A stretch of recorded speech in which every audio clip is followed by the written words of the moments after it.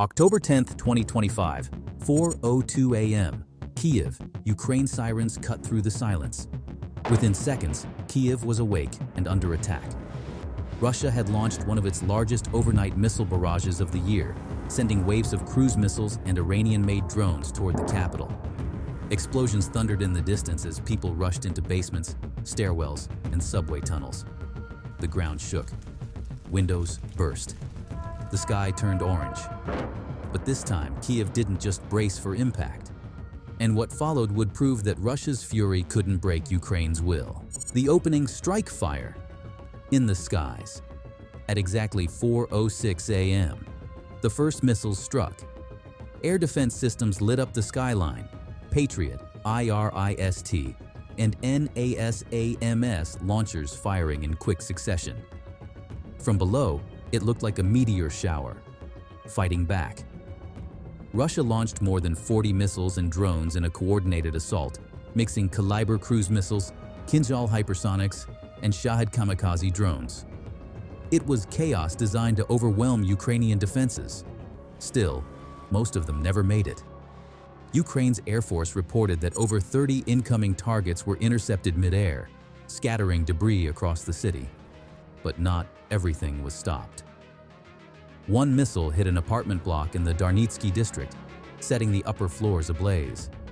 Another struck an energy facility, plunging entire neighborhoods into darkness. Firefighters fought flames that towered above the skyline, while rescue teams pulled survivors from the wreckage. Sirens wailed, dogs barked, and the city that had seen everything refused to break. They want to break us. Kyiv holds its ground. By sunrise, smoke still hung over the rooftops. At least 20 people were reported injured, including emergency workers who rushed in minutes after the first blast. Residents said the attack felt personal, not strategic, but punitive. It came just a day after Putin vowed that Kyiv will learn its place. To many, this wasn't a military operation. It was revenge. And yet, the city's reaction was anything but fear. People swept glass from sidewalks. Coffee stalls reopened. Volunteers handed out blankets and food to the displaced. One viral post read, "You can destroy our power, not our spirit." Underground subway platforms turned into shelters filled with songs, laughter, and quiet defiance. It wasn't just survival. It was a statement. Kyiv's shield, the defense that saved thousands. While Russia fired in rage, Ukraine fought with precision. Every intercepted missile was another small victory. Each flash in the sky meant lives saved below. Ukraine's air defenses, once seen as the weakest link, had now become the capital's strongest wall. Western-supplied systems and Ukrainian-made drones worked in sync to stop the largest wave Kyiv had faced in months. The city was bruised, but not beaten. But while Kyiv's defenders celebrated surviving the night, radar operators began spotting new signals rising from the south. And the next wave was already on its way. 5:12 a.m., the sky turns red again. Just when Kyiv began to believe the worst was over, the sirens screamed again. The radar picked up another formation, a fresh barrage, this time coming from the south and east. It wasn't just missiles anymore. Drones. Hundreds of them. The city's air defense network, already exhausted from the first assault, had minutes to reload and reposition. Then the horizon erupted. Fireballs rose over the Dnipro River as anti-air batteries lit up once more. Witnesses said it looked like a second sunrise made of explosions. Russia had shifted tactics, mixing slower Shahed drones with supersonic Kinzhal missiles. The goal was simple: overwhelm Ukraine's systems and strike whatever the first wave missed. In a matter of minutes, new impacts shook the ground. A substation in Obolon caught fire, sending thick black smoke into the sky. Near Kyiv's central railway hub, shockwaves shattered storefronts and ripped through parked cars. The power grid flickered, then died completely in several districts. Kyiv's counterstrike, from defense to offense. But Kyiv wasn't just hiding underground anymore. Within half an hour of the second barrage, Ukrainian officials launched their own response, a series of long-range drone strikes deep inside Russia's border regions. Explosions were reported near Belgorod and Kursk. Videos on Telegram showed Russian depots engulfed in flames, and residents capturing the eerie hum of Ukrainian drones flying overhead. For every strike on Kyiv, Ukraine was answering with one on Russian soil. It was no longer just a missile exchange. It was a statement. We can hit back. Meanwhile, Kyiv's defenders were working miracles in real time.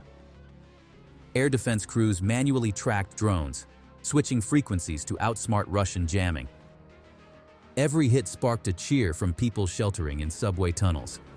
In one viral clip, a soldier laughed as a missile streaked upward, yelling, "Not today!" The cost of defiance. By dawn, Kyiv looked like two cities in one, above-ground smoke, sirens, and shattered glass. Below-ground resilience, laughter, and determination. Energy officials confirmed over 200,000 residents were temporarily without power. Hospitals switched to generators. Trains halted mid-route. But somehow, essential services kept running. Cafes opened again by mid-morning. Soldiers were seen ordering coffee with soot on their faces and smiles on their lips.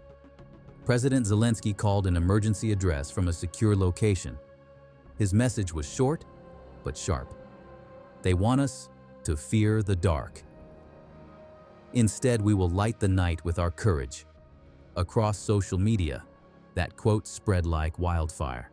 Russia's plan backfires. By noon, analysts across Europe called the strike a tactical failure. The damage was heavy, but Russia's main goal to crush morale had done the opposite. Kyiv was standing taller than ever. The attacks had revealed something Putin hadn't planned for. Ukraine wasn't just surviving, it was adapting faster with every strike. And while smoke still lingered over the capital, Ukrainian drones were already crossing the border again, heading toward Russia's most guarded targets. Because what came next wasn't defense anymore, it was payback.